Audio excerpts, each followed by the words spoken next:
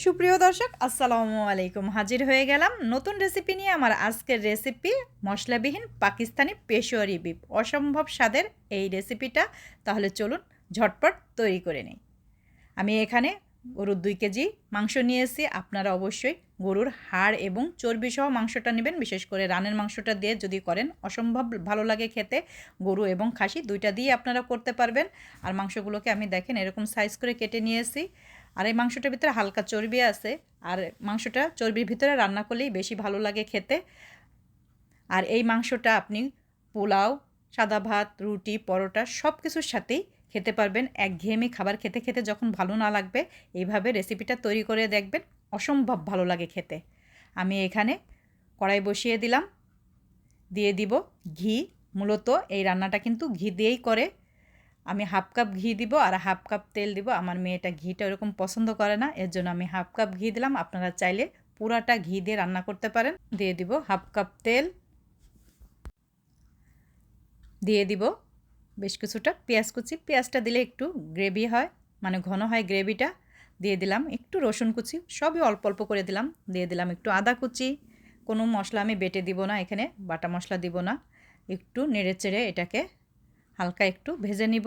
দিয়ে দিব 2 টেবিল চামচ টক দই। টক দইটা দিলেও গ্রেভিটা একটু ঘন হবে আর খেতেও একটু ভালো লাগবে, এর জন্য আমি টক দইটা দিয়ে দিলাম। আপনারা চাইলে দিতেও পারেন, নাও দিতে পারেন। এক একজন এক এক রকম করে রান্না করে, কিন্তু খুবই ভালো লাগে। আপনারা খেয়ে দেখবেন অবশ্যই। আর এটা কিন্তু একটা ভাইরাল রেসিপি। এখন আমি এখানে মাংসগুলোকে দিয়ে দিলাম। দিয়ে এই তেলের ভিতরে মাংসটাকে আমি প্রথমে একটু ভেজে নেব। আর খুবই সহজ এই রেসিপিটা, যে কেউ দেখলেই আপনারা করতে পারবেন। ঘিয়ের কারণে অসম্ভব সুন্দর একটা সুঘ্রাণ বের হচ্ছে। দিয়ে দিলাম পরিমাণ মতো লবণ। মাংসটাকে কিন্তু আমি ভেজে নিয়েছি। আর দিয়ে দিলাম ছোট্ট এক টুকরা জয়ত্রী। এটাও আমি দিলাম অপশনাল, আপনারা চাইলে দিতেও পারেন, নাও দিতে পারেন। দিয়ে দিব কয়েকটা আলু। আলুগুলো কিন্তু সব আমি আস্তই রেখেছি, কেটে দিইনি। এই আলুটা কিন্তু গলে যাবে না, এর জন্য আমি এখনই দিয়ে দিলাম আলুটা মাংসের সাথে। আর অনেক মাংস যদি রান্না করেন তাহলে মাংসের ভিতরে এরকম পানি দিতে হবে না, জাস্ট ঢেকে রাখলেই কিন্তু মাংসটা একদম গলে যাবে। আর কোরবানির ভিতরে এই মাংসটা রান্না করলে বেশি ভালো লাগবে মনে হয় খেতে। এখন আমি এখানে দিয়ে দিব পানি। মাংসটাকে একদম পানির নিচে ডুবাই রাখবো, এই পরিমাণ পানি দিব। আমি এখানে 2 কেজির উপরে পানি দিয়ে দিলাম। দিয়ে নেড়ে চেড়ে আমি এটাকে একদম মিডিয়াম আঁচে 2 ঘন্টার মতো রান্না করে নেব। আর মাংসটাও এটা খুব সুন্দর, খুব তাড়াতাড়ি সিদ্ধ হয়ে যায়। আমি এটাকে এখন ঢেকে দিব। ঢেকে দিয়ে চুলার আঁচটা একদম মিডিয়াম লো করে দিব। লো করে দিয়ে 2 ঘন্টা রান্না করব। রান্না করার পরে 2 ঘন্টা পরে আর কি আমি ফিরে আসব। ফিরে আসলাম 2 ঘন্টা পর। দেখেন মাংসটা কিন্তু আমার প্রায় হয়ে আসছে। খুবই সুন্দর একটা সুঘ্রাণ বের হয়েছে মাংস থেকে। আর আলুগুলা প্রায় গলে গিয়েছে, অনেকক্ষণ তো আলুটা অনেক নরম হয়ে গিয়েছে।